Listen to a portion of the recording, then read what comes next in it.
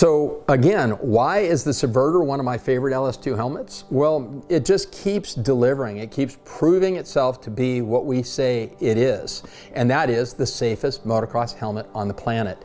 You know, there's really nothing more rewarding than getting letters from consumers, which we often do, telling us that our helmet saved their life. Well, you know, that is really why we do what we do. And last year I shot a video talking about Scott P. out of Washington State.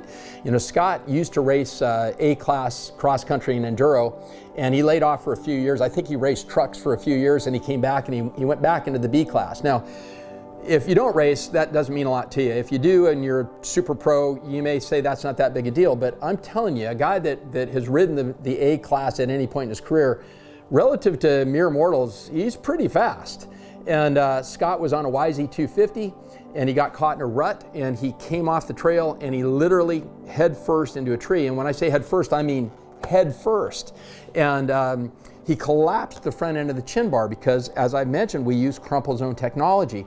That dispersed that energy, and Scott ended up with no neck injury, no jaw injury, no head injury, no brain injury. You know, he broke his nose, but that was from his goggles being shoved into his face. He had a very rigid set of goggles on. And man, you know, that could have gone a lot different direction, and we're really, you know, appreciate the fact that he sent in pictures and he sent in that letter, and you know, I'll always appreciate that he did that. What's funny is we posted those pictures, part of the video, and our competitors, you know, they thought they owned us. They posted that picture all over the internet talking about, oh, look at this cheap helmet, how it just collapsed under pressure. That's exactly what it was designed to do. If you think about it again, I'm going to say this, I cannot say this often enough. If that were a piece of titanium, you know, a band of titanium, it probably would have broken his neck. You don't want rigid, you want controlled flexibility. Subverter delivers.